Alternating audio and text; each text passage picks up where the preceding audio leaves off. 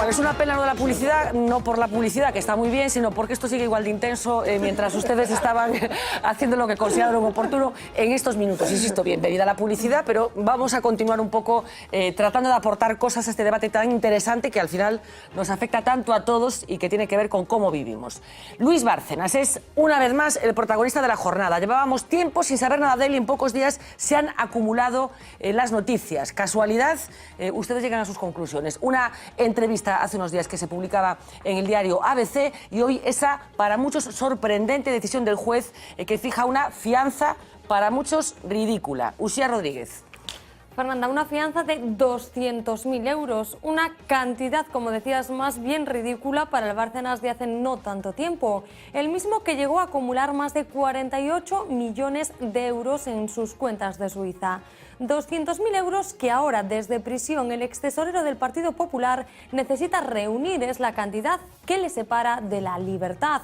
Lo había intentado ya 8 veces sin éxito hasta hoy. A la 9ª fue la vencida. Ha sido la Audiencia Nacional la que le ha dado esta alegría al extesorero, que ingresó en Soto Real el 27 de junio del 2013. Alega en varios motivos que Bárcenas ya lleva 19 meses en prisión preventiva. 2 años es el periodo máximo que permite la ley. Además, ya ha concluido la investigación de la pieza principal de la Gürtel por la que el ex senador está en la cárcel. Consideran que su arraigo social y familiar en España reduce el riesgo de fuga y los magistrados también tienen en cuenta que no tiene antecedentes penales. Si finalmente Bárcenas consigue reunir esos 200.000 euros, quedará en libertad, pero deberá cumplir una serie de medidas cautelares. Tendrá que comparecer en el juzgado cada 48 horas, los lunes, miércoles y viernes. Se le mantendrá retirado el pasaporte y no podrá abandonar el país. El caso es que Luis Bárcenas tiene sus cuentas bancarias bloqueadas y todos sus bienes embargados. De hecho, llegó a alegar que no podía ni siquiera pagar los gastos corrientes de su domicilio. Su exabogado ayer renunció a la defensa del extesorero. Fue el encargado de acercarse a Soto del Real a comunicarle la noticia a Bárcenas. Está nevando y 200.000 euros no caen del cielo. Habrá que analizar con la familia qué recursos hay, que evidentemente son prácticamente nulos porque todas sus cuentas y todos sus bienes están bloqueados y con prohibiciones de disponer. Intentará solucionarse por parte de la familia, allegados y amigos. No creo que sea posible que salga hoy mismo. Con su extesorero con un pie fuera, con el que es todavía su mayor quebradero de cabeza asomando de nuevo, todos los ojos estaban, como no, puestos hoy en el Partido Popular. La libertad de Bárcenas no podría llegar en un peor momento cuando comienza un año clave, en este 2015 electoral. Hoy el ex senador ha vuelto a ser el innombrable.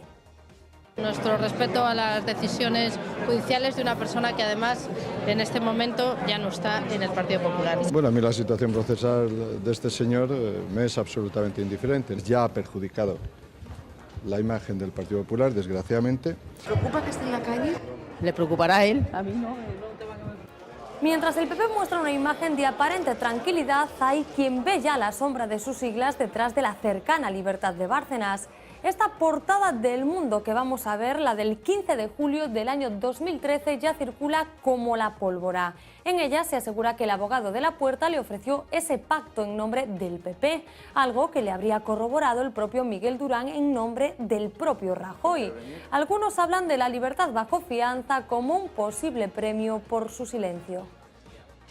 Creemos que el único motivo de supuesta libertad bajo fianza es algún tipo de acuerdo o de pacto que se haya realizado con más carga política que judicial. Esperemos que la petición de aguanta del señor Rajoy al señor Bárcenas no se convierta en un premio. Lo cierto es que de puertas para afuera el PP actúa como si lo de Bárcenas, como si el caso Gürtel no fuera con ellos. No lo decimos nosotros, lo dicen los propios populares, que se declaran completamente ajenos a esa trama de corrupción. Aunque de ajenos, nada de nada. Tampoco lo decimos nosotros, lo dice la propia Fiscalía. Y es que la libertad de Bárcenas llega tan solo 4 días después de este escrito de la acusación de la Fiscalía Anticorrupción por el caso Gürtel, en el que las siglas del PP aparecen una y otra vez. 3 de sus extesoreros están imputados. Para los 3 se piden en total 52 años y medio de prisión, 42 son para Bárcenas. Fuertes penas también para otros antiguos cargos públicos de la formación, a la que, por si fuera poco, el Ministerio Público considera partícipe a título lucrativo en la trama, igual que a Ana Mato. Pero todavía hay más. Se considera probada la existencia de una caja B en el Partido Popular. Anticorrupción habla de la financiación ilegal del PP durante al menos 15 años. Una contabilidad paralela o caja B del Partido Popular, gestionada por ambos acusados y que se nutría con carácter general de donativos que incumplían la normativa de financiación de partidos políticos y que eran efectuados por personas relacionadas con entidades beneficiarias de importantes adjudicaciones públicas. Y mientras, el PP Fernanda ya ha rechazado una nueva comparecencia de Rajoy por el caso Gürtel. Bueno, enseguida vamos a conocer los detalles de esa entrevista que concedía Luis Bárcenas a un periódico de Madrid hace unos días y también el perfil de este personaje que fue tesorero del Partido Popular, como todos saben, y que está a punto. En unas horas saldrá previsiblemente de la prisión de Soto del Real. José Luis, ¿puede el PP decir que está completamente al margen de todo esto? Vamos a ver, ahora puedes decirlo porque las instrucciones lo dejan al margen. No está al margen, el PP no está al margen, pero las instrucciones lo dejan al margen. Hoy no sé quién fue de ellos, creo que fue el portavoz nuevo. Dijo en un momento determinado, el PP no está en el caso. Es evidente, no está en el caso. El problema está en el juzgado. En la instrucción, claro, que tú hablabas de eso el otro día en tu columna. Claro. ¿No? Que ni se investigó, ni se llamó a declarar, ni nada, ¿no? Y por tanto, el hecho es que el PP no está, ni Ana Mato ni el PP están en el caso. Claro, pero eso desde el punto de vista judicial, pero desde el punto de vista político. No, hombre, es José evidente, Luis, yo claro, lo he dicho muchísimas veces. A ver, yo digo una cosa peor todavía, ¿no? Mientras no se resuelva el problema de la financiación de los partidos y se establezca, en este caso, con claridad, es decir, se permita donar, se permita todas estas cosas que son... Bueno, se permita cosas que no se permiten, bueno, incluso. cosas que pero quiero decir, hay ya una experiencia en el mundo de sitios donde se pueden financiar los partidos con razonable claridad, ¿no? Pues, ¿cómo se van a financiar las elecciones de noviembre? Pues se van a financiar como todas, mal, por la puerta de atrás, lo harán mejor para que no los cacen, pero no hay otra manera de financiarlas, no la hay. Y por tanto, tendrá que hacerse así. Esto es un problema de una gravedad enorme, porque yo creo que este caso debería haber cogido como elementos colaterales a todos los que son elementos principales y debería ser un juicio a la financiación de los partidos. Pero se ha querido que eso no fuese así, se ha eliminado, se ha establecido, creo que a dedo, la cúpula de la trama, claro, y no se ha pasado de ahí para arriba. Y ahora la posición procesal es que no están. Vamos a conectar ahora con Marina para que nos cuentes las declaraciones en ABC, pero me gustaría que nos pusiéramos un poco en la perplejidad que yo creo que en relación con este asunto manejan muchos ciudadanos. Y te preguntaba por las consecuencias políticas. Es decir, la lista de los imputados es la que es, la convicción del juez de que el PP se benefició a título lucrativo, esa lista que tan de moda ahora está puesta en los papeles, y la sensación generalizada de que aquí... A ver, si se utilizase, por poner un ejemplo que es provocativo, ¿verdad? Si se utilizase el rasero de la infanta, que es, si sucedió en su casa lo tiene que saber, pues ya está, todos a la cárcel. Bueno, hombre, pero claro, yo creo que todos tenemos la convicción de que alguien más que Bárcenas sabía lo que se estaba haciendo allí, Claro, ¿no? yo también. Claro, por eso digo que ahí se ha utilizado, la gente ha dicho, no, es que la justicia tiene que ser igual para todos. Para la infanta fue peor que para todos. ¿Por qué? Porque a ella se le supone no solamente el entendimiento, sino la actuación consciente y...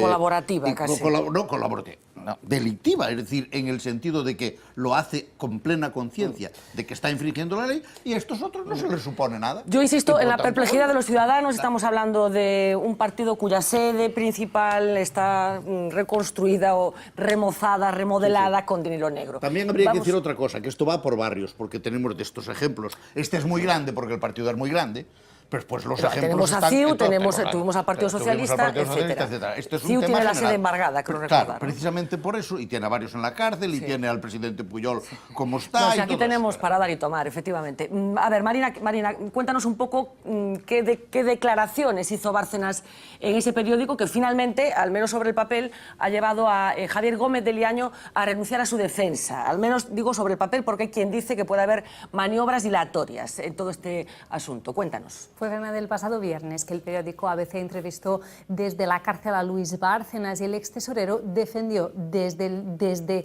ese momento que lo que está viviendo es una injusticia. Estoy viviendo un auténtico atropello. Solo hay que echar un vistazo a otros casos que está llevando el juez Ruz para entender que mi situación no tiene sentido. Bárcenas habla sobre el temor que existe en la sociedad de que él esté en la cárcel, es decir, en libertad condicional. Así que le preguntan, ¿hay riesgo de fuga? Y esta es su contestación. En absoluto. Es un sinsentido. Tengo todas las cuentas bloqueadas, los bienes embargados. En ningún momento he pensado en fugarme. Además, a estas alturas está la Interpol y el nivel de conocimiento que tienen de todo está tan claro que es imposible ese riesgo de fuga. Solo buscan estigmatizarme.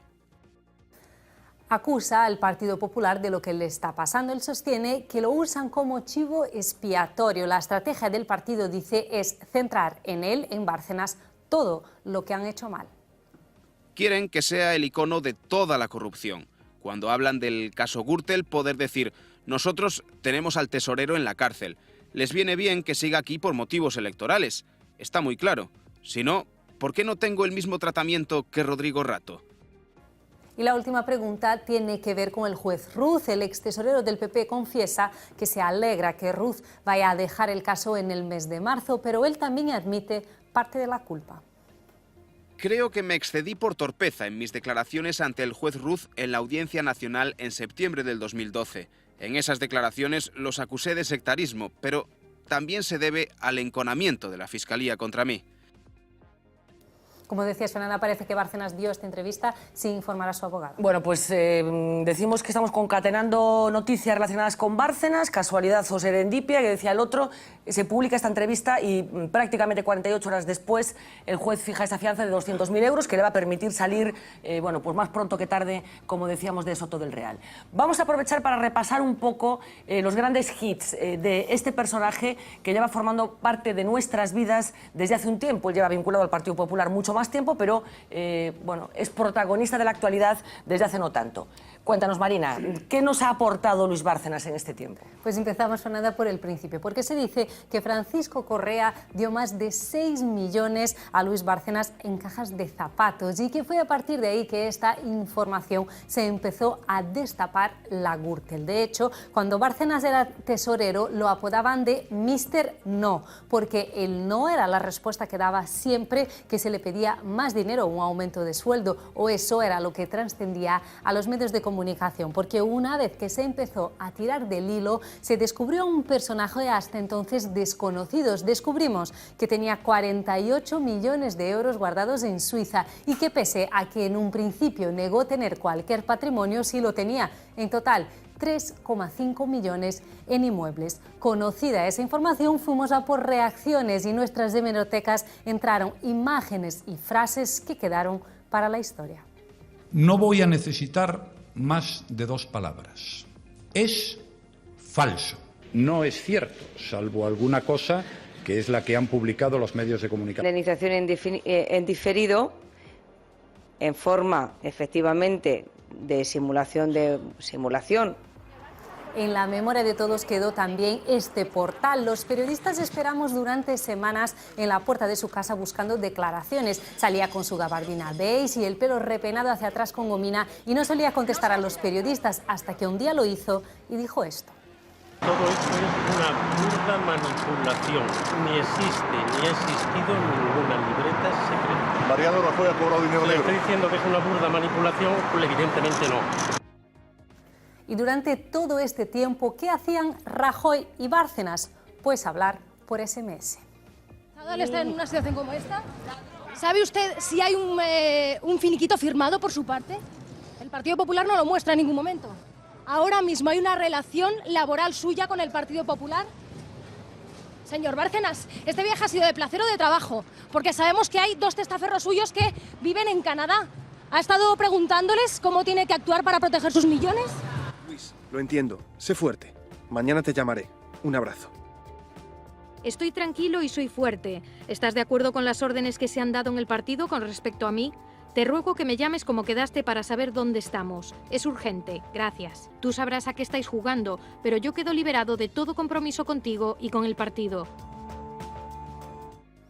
Y su estrategia fue la siguiente: cuando estalle el escándalo se va a esquiar. Cuando estalló la Gürtel en el 2009 se fue a hacer heli-esquí. Consiste en ascender a un helicóptero hasta grandes cimas para luego esquiar sobre kilómetros de nieve virgen. Un capricho que vale unos 15.000 euros solo por esquiar una vez. En el año 2011 celebró su imputación en la Audiencia Nacional con una expedición a las montañas de Armenia, y en las primeras semanas del 2013 se vio esquiar en Barqueira. Cuando lo publicaron los papeles de Bárcenas, él se fue a Canadá, dijo que había ido a esquiar y así recibió a los periodistas. Ya lo visteis, con una peineta a la llegada. Semanas después lo detuvieron. Nada más entrar en Soto de Real se convirtió en una estrella del módulo 4. Muchos reclusos querían hablar con él y había quien incluso le pedía autógrafos. Se adaptó rápido a la rutina,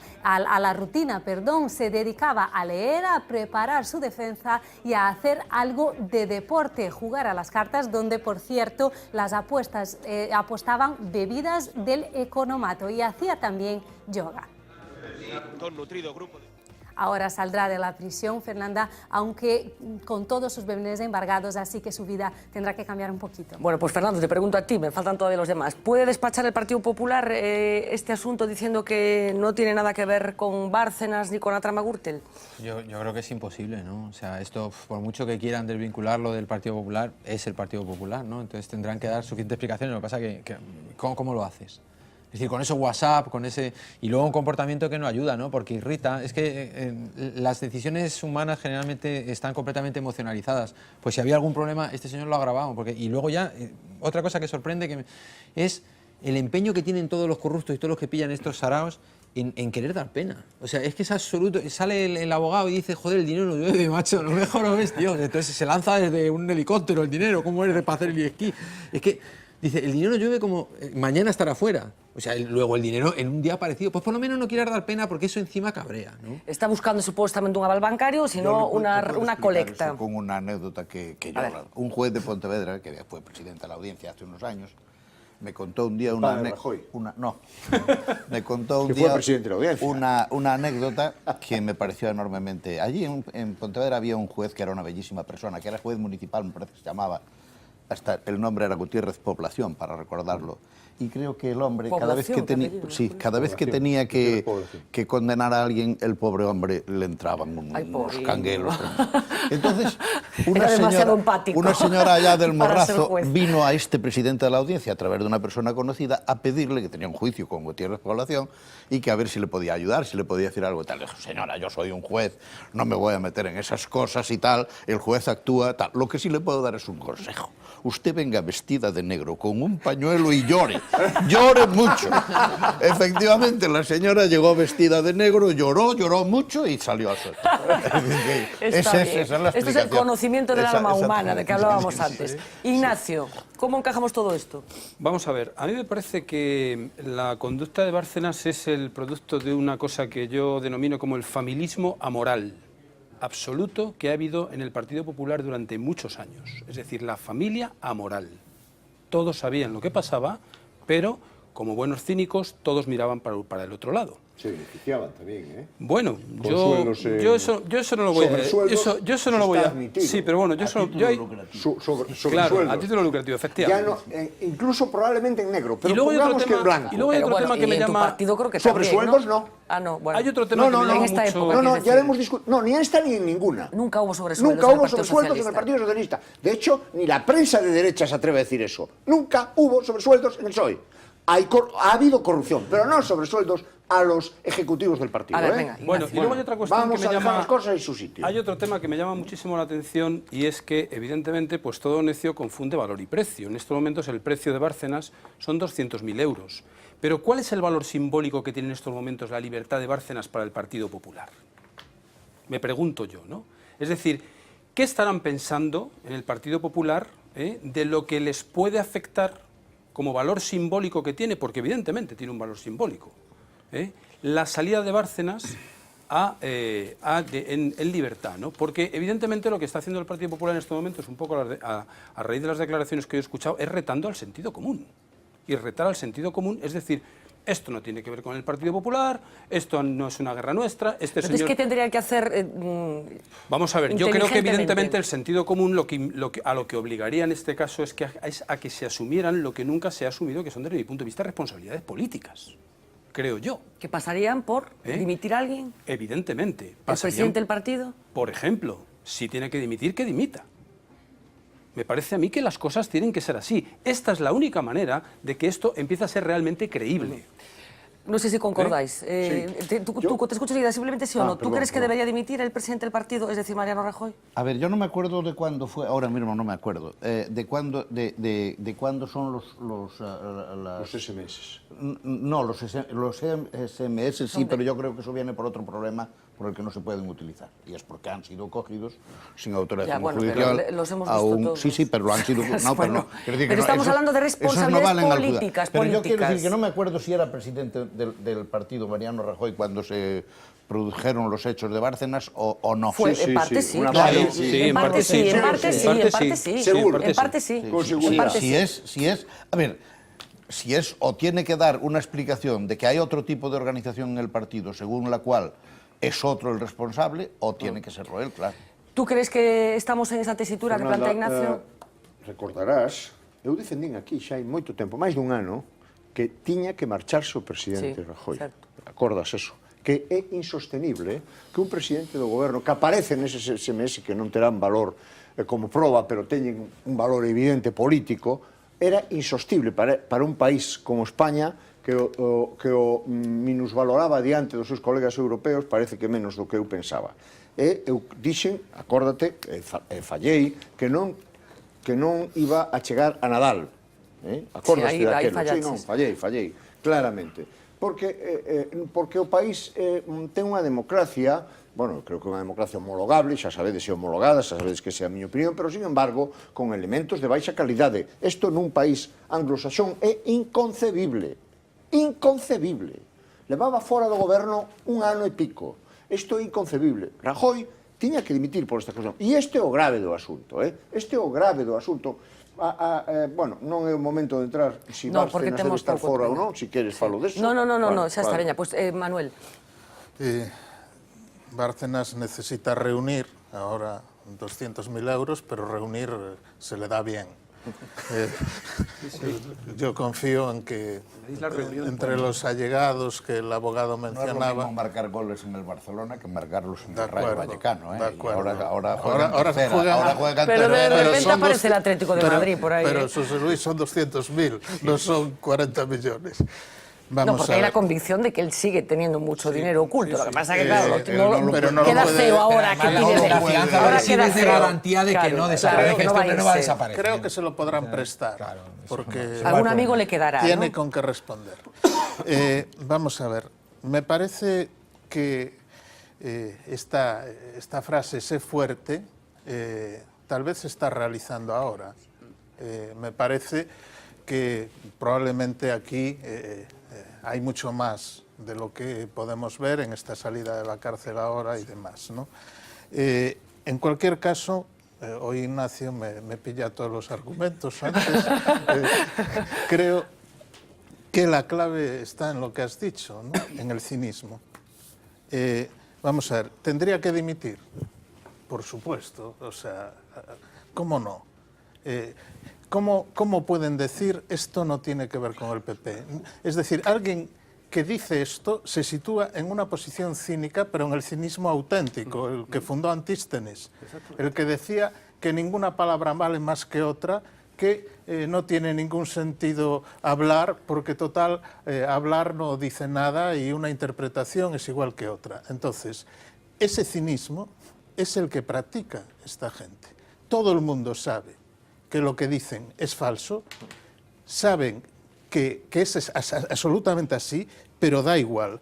Entonces, yo creo que es esto lo que en realidad genera una situación en la ciudadanía, por un lado, de perplejidad, pero está claro que no va a tener ningún tipo de consecuencia práctica en términos de dimisión, que realmente la auténtica estrategia es decir, no tenemos nada que ver... ¿Y en términos de dimisión no? ¿Y en términos electorales? Porque claro... En términos electorales sí, pero... No sabemos. Vamos a ver. Pero no eso, cuidado. No va a tener otra cosa. No Los sabemos. encuestas dicen que sí. No sabemos. Ahora, a mí me parece que hay un tema... Para que esta gente dimitiera, tendría que tener vergüenza. Torera. A ver, pero me dejas decir una cosa que sí, la puedes glosar. Tenían que tener vergüenza o tenían que no tener los precedentes que se han ido generando a lo largo de 20 años sobre la misma tema. Sí, es decir, ¿quién dimitió en el PSOE por todas aquellas cosas? Montones de gente. ¿Quieres que te los diga? No, de la cabeza. Julián García Vargas, de la cabeza. Dimitió el presidente, el secretario general. Dimitió el presidente por lo de Filesa. ¿Por lo de Filesa? No, yo ya me refiero, por lo de Barrio Nuevo. Claro. Bueno, pero bueno, no había... Bueno, esto es una cultura de la no asunción de responsabilidades políticas. Pero han dimitido los de Convergencia, ha dimitido Durán y Lleida, que no fue llamado a... A ver, uno, por favor. Yo siempre, es el último episodio. Recuerdo una cosa. Todos los tesoreros del Partido Popular han sido procesados, excepto Romay Beccaria, que estuvo un periodo corto, todos hasta hoy en día.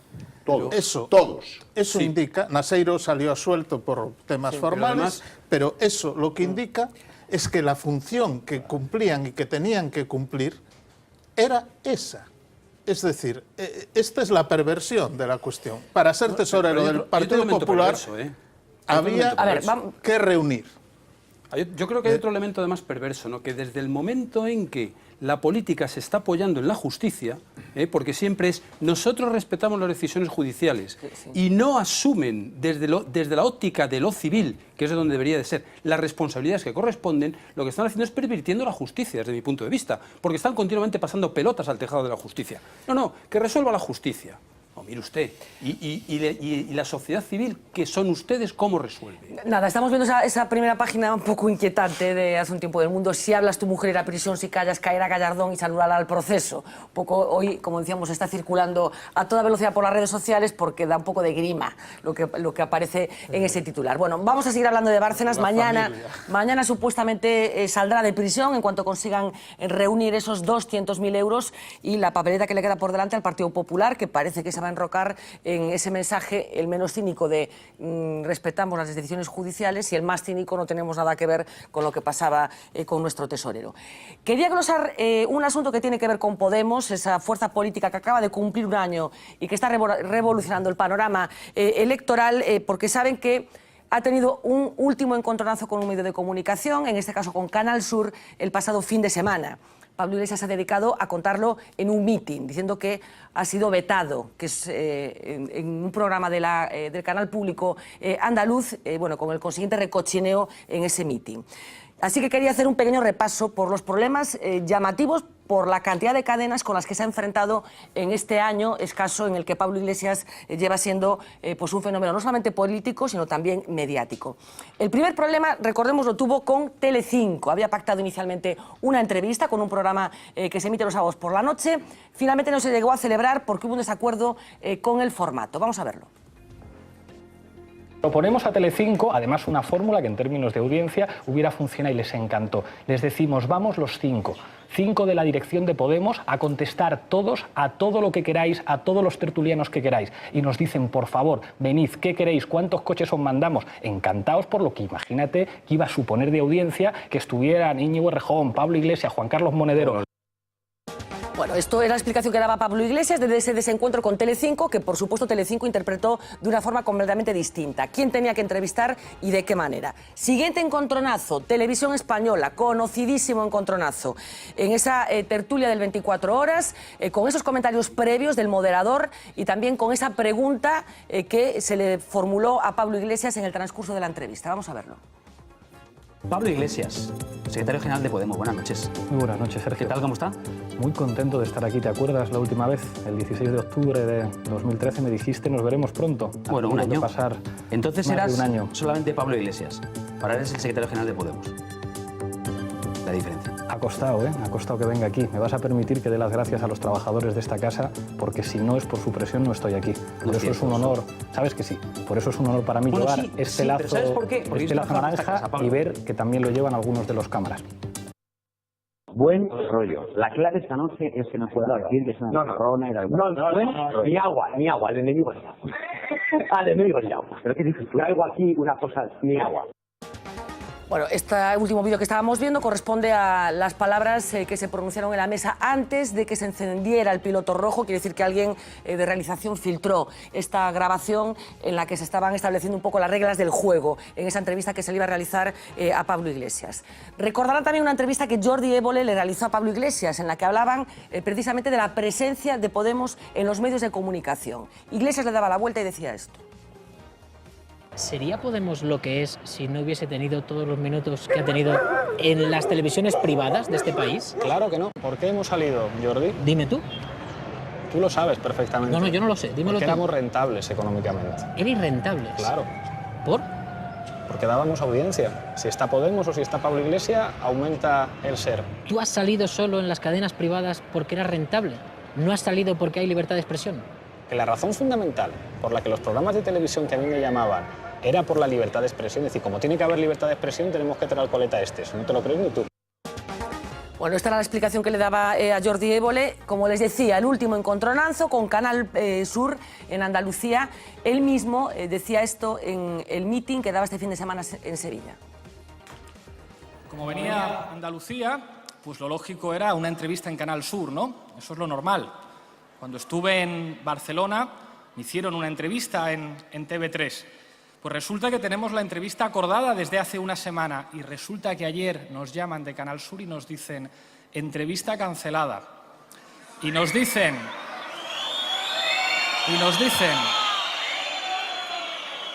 algunos amigos trabajadores de Canal Sur que el problema es que la jefa, doña Susana, se había enterado. Llamada telefónica, no se entrevista en mi televisión al coletas.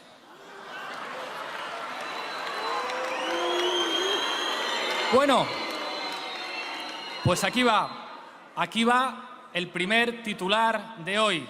El Canal Sur de Susana Díaz ha vuelto a dar la campanada. Bueno, esto es lo que decía en el meeting. Enseguida la indignación cundió en Canal Sur, que llevan desde entonces explicando qué sucedió. La versión que se da en el programa, que iba a entrevistar a Pablo Iglesias, ya se pueden imaginar que es completamente distinta. Vamos a oírlo.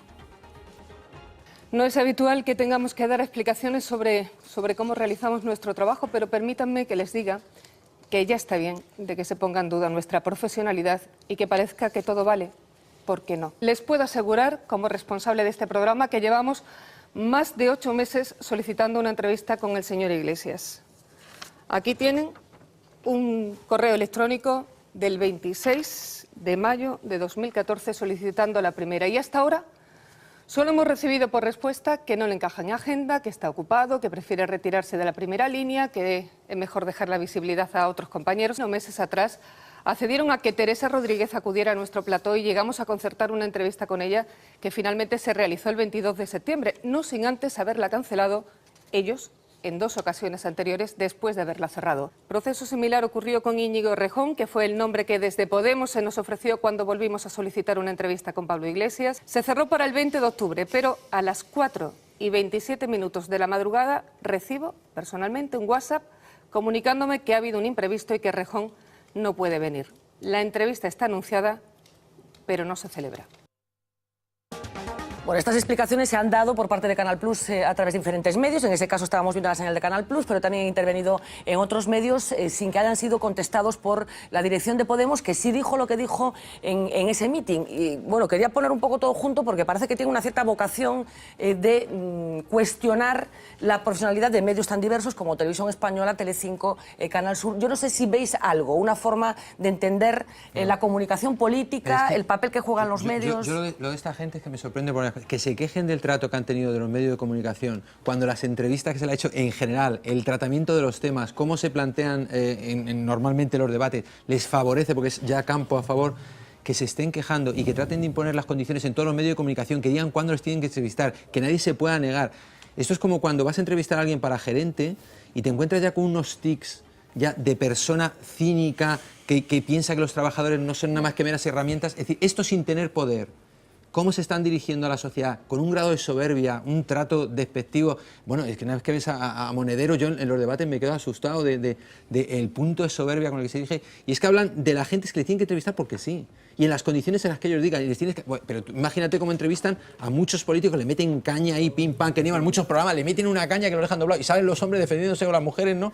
Y este tío, en cuanto le hace la más mínima cuestión... Ignacio, ¿cómo lo ves? ¿Ves una cierta alerta en la relación de la gente de Podemos con los medios? Porque han dicho cosas que a lo mejor no acabarán diciéndolo cuando el programa esté por escrito, pero, por ejemplo, han dicho que había que intervenir en la propiedad de algunos medios de comunicación. Dos cuestiones. Yo creo que Podemos, desde mi punto de vista, tiene un discurso muy neurótico. Un discurso muy neurótico. ¿Te volví a quitar el argumento? Luego... Y eso que no es psicoanalista. Tiene un discurso muy neurótico en el sentido de que habla muy bien, dice cosas que son fantásticas y que además pues doran muchísimo los oídos, pero luego la realidad es otra muy diferente, ¿no? Porque habla de él. Es decir, Pablo Iglesias es una persona que habla de él, es un egocéntrico de muchísimo cuidado, ¿no? Y no hay más que observarle en su discurso.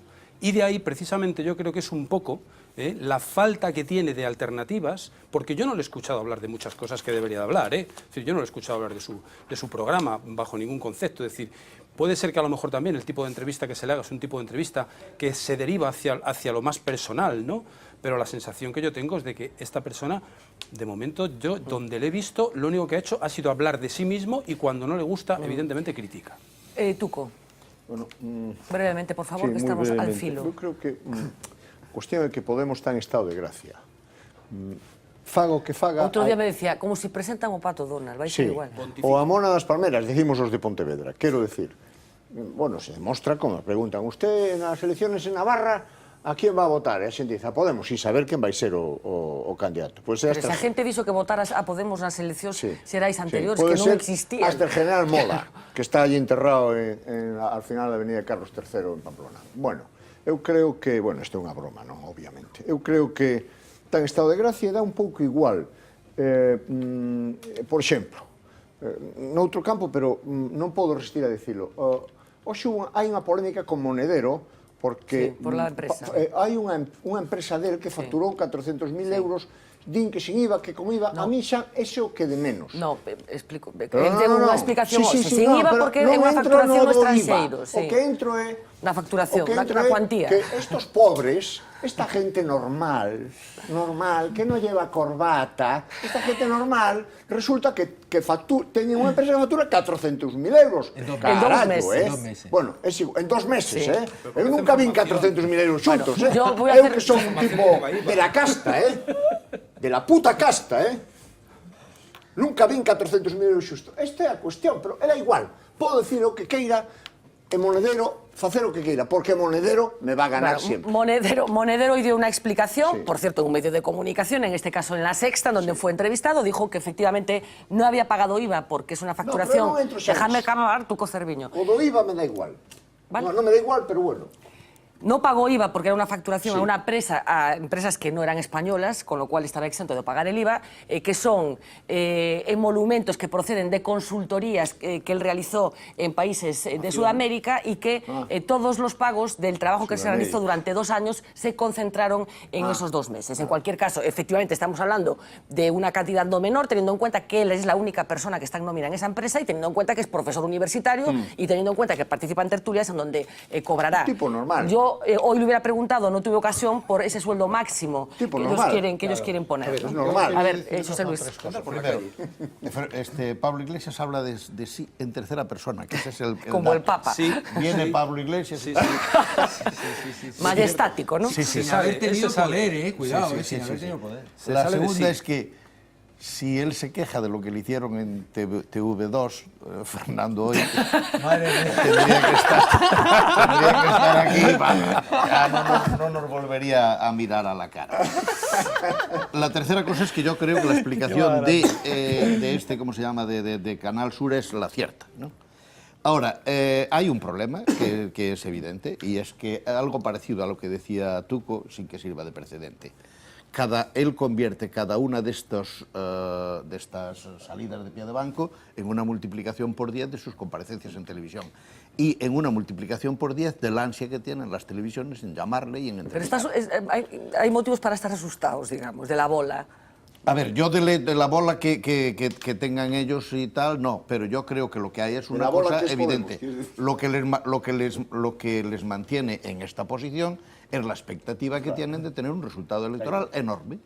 Y esa expectativa no sale de reflexiones en el aire, sale de encuestas que tienen, digamos, presunción de cientificidad y de veracidad. Y por tanto, ahí es donde está el problema. El problema es que estos señores no pueden llegar a gobernar, porque esto no pasaría nada si esto fuese, si le llevase 20 años en llegar al poder como lo llevaba todo el mundo, ¿verdad? Pero no es eso. Estos pueden llegar... Algunos les llevó menos, ahí atrás. Llegar en Che. Atrás. Y por tanto, pues ese es lo que... A ver, Fernando, después Manuel. Fernando, sí. Cabría preguntarse el interés que pueden tener, sea a través de empresas interpuestas de tal, Venezuela e Irán, en financiar a esta gente. No ya ellos porque lo reciben, que pueden decir que es por tal, pero ¿qué interés lleva a un país como Irán, que defienden una teocracia y tal, y unos valores que nada representa a esta gente, en darle dinero a esta gente?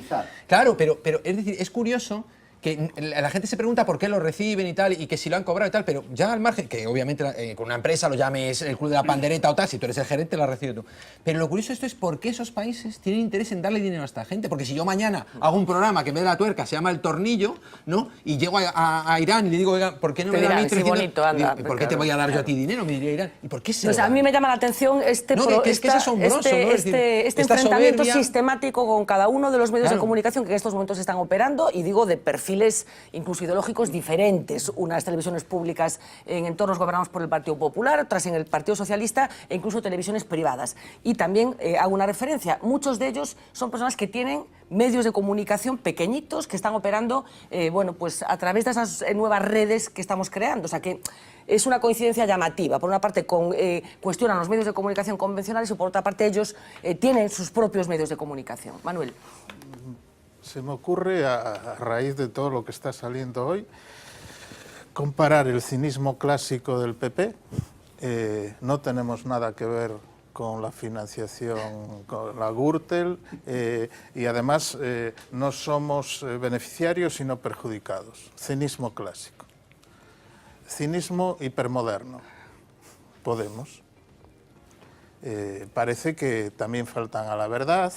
También parece que han descubierto que las consultorías son muy socorridas. Es un género interesantísimo el de la consultoría. Pero, ¿en qué consiste el cinismo hipermoderno? En algo que me parece que muy fino, que consiste. Dígame si es monárquico o republicano. Y entonces Pablo Iglesias, la cúpula de Podemos, dicen: a quien le interesa que yo responda a esa pregunta es a usted, no a mí. Por lo tanto, no la voy a contestar. Porque el beneficiario de que yo respondiera a eso sería usted, no yo. Y a cielo abierto lo ponen. Es decir... No tienen complejo. No tienen complejo. Esta es la característica del cinismo hipermoderno. Es decir, usted no me va a hacer jugar en su terreno porque es el que le beneficia a usted. Y por lo tanto, no voy a responder a nada que no me beneficie a mí, ni a pronunciarme sobre nada que no me beneficie a mí.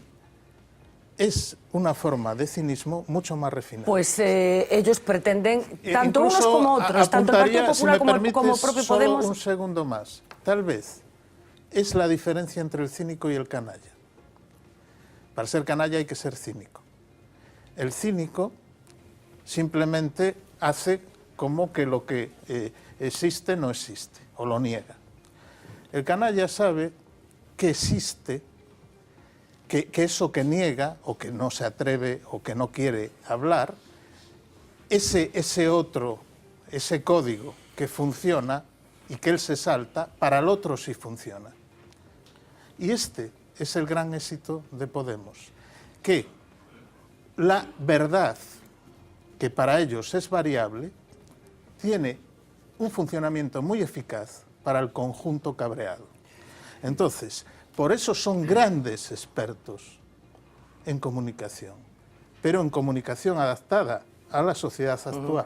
La entiende muy bien, entiende muy bien cómo funciona. Bueno, parece que ellos por lo menos están deseando que la gente comprenda que este partido que vamos a jugar en los próximos meses, me refiero a las elecciones, va a tener dos contendientes, uno es el Partido Popular y otro es Podemos. Esto lo dijo Pablo Iglesias, Yo le quería como hacer una sabéis, de fin de pregunta, semana. Manuel, para que me la conteste mañana, otro día. Vale, a ver, pues la queda pregunta ahí. es tan sencilla como esta. Siempre nos estamos preguntando por qué venden folios en blanco a 10 euros. Y la pregunta es por qué se le compran folios en blanco a 10 euros. Es decir, estamos hablando de política. Él lo dijo. A mí me llevan a las televisiones porque venden. Es cierto. Lo dijo él, y no es ningún cinismo. Y yo digo estas cosas y no contesto, etcétera, porque estoy encantado y voy como un cohete. El día que la gente diga, esto no me vale, no voy como un cohete. Y la pregunta, por tanto, es a la ciudadanía.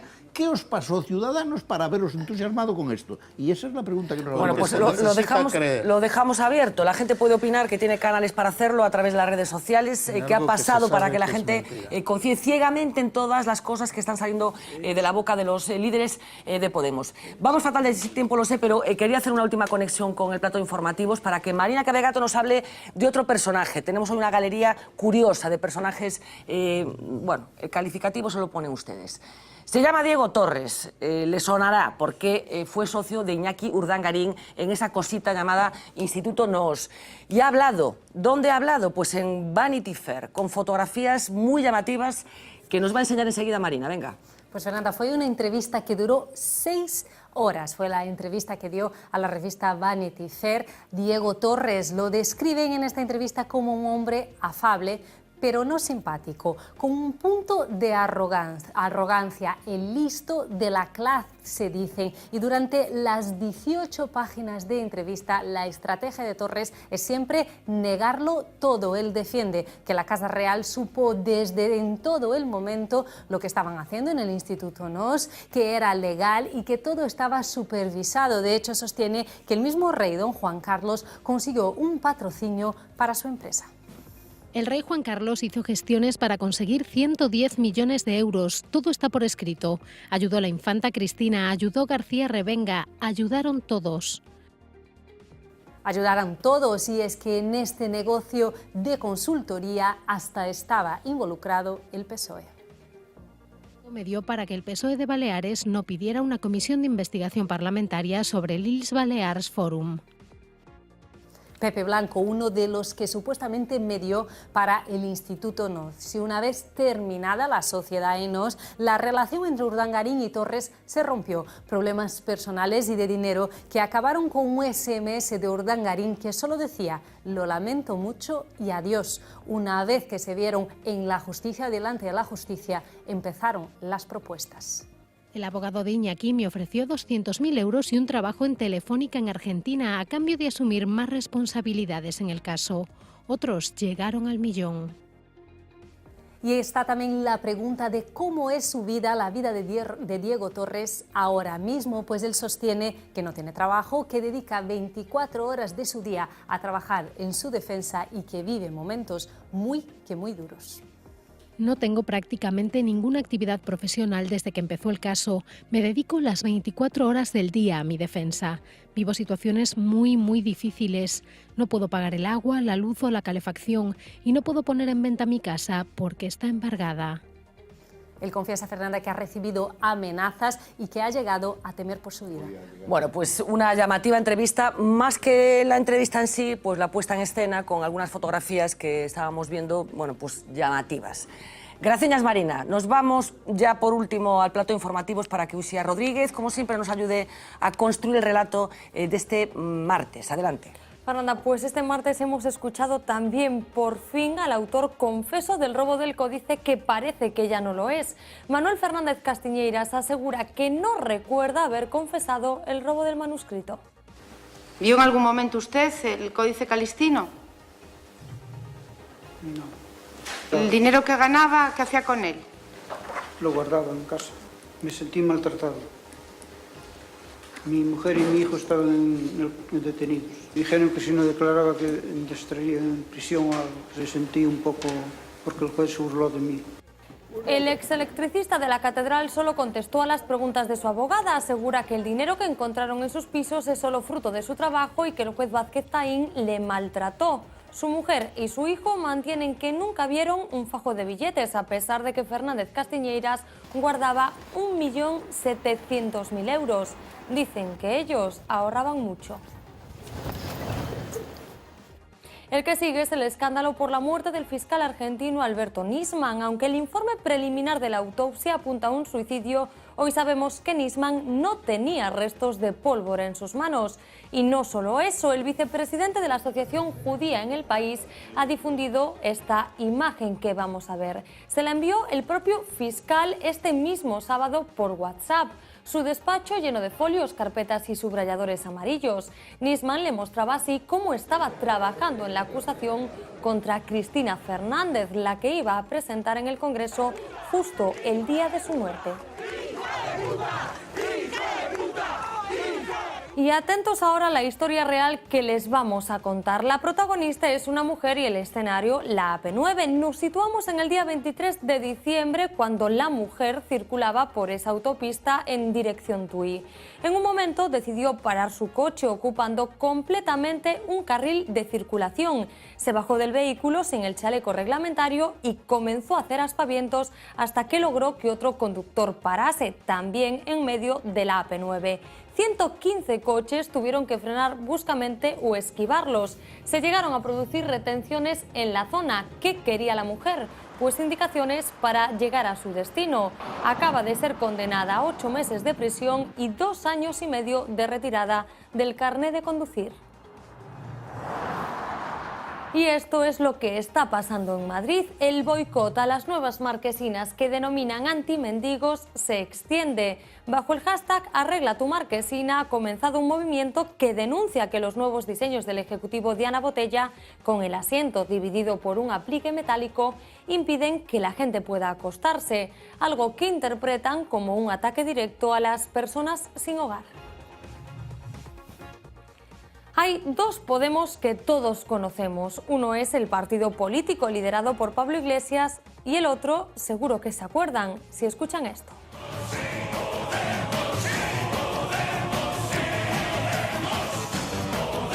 Es el eslogan de la Eurocopa que España terminó ganando en el año 2008. Lo firmó 4 y cuando la formación nacida hace justo un año lo quiso patentar, se encontró con esta sorpresa. La cadena, ahora propiedad de Mediaset, ya lo había registrado. Tras un largo pleito, ha dirimido que ambas marcas pueden coexistir.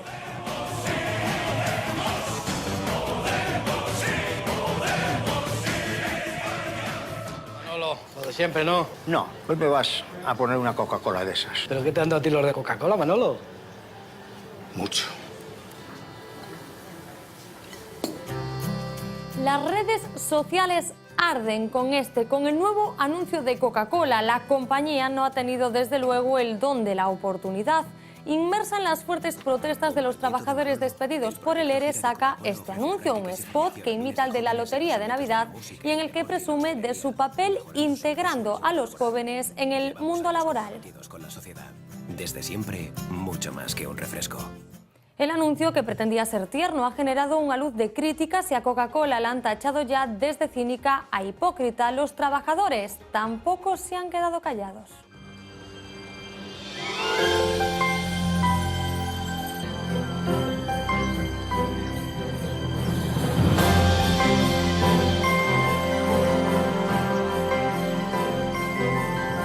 Esta es su respuesta. Todo parece que va bien hasta que de pronto se topan con la realidad de frente. Protestas, manifestaciones, despidos y un ERE que ha sido anulado por la justicia.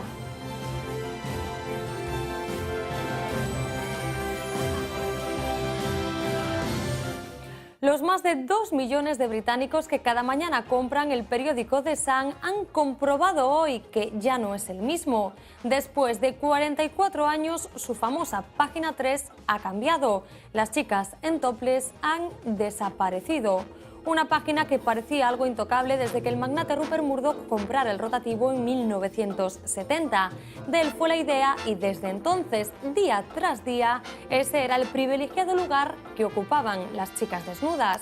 Una tradición que ni siquiera cambió cuando una mujer se convirtió en directora del periódico. La presión social finalmente sí ha podido. Desde hace años un movimiento pedía su desaparición por considerarla sexista. Dicen que hoy es un día histórico.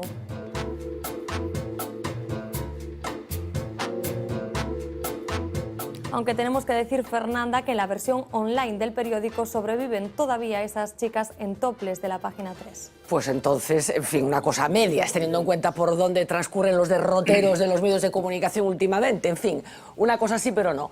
Gracias, Susia, todo interesantísimo como siempre. Señores, muchísimas gracias, Fernando. Después lo que acaba de decir José Luis, espero que regreses otra noche para seguir hablando de estas cosas tan apasionantes. Te agradezco mucho, de verdad, la presencia esta noche, la compañía. E insisto, reitero la invitación. Espero que ahora, como vives en Ourense, cerquita, pues puedas acompañarnos otra noche para hablar de las cosas que nos suceden. Gracias. Fue incitador, eso no cabe duda. Bueno, nos vamos. Mañana regresamos a las 10 de la noche. Lo haremos con José Manuel Beiras. Sean felices.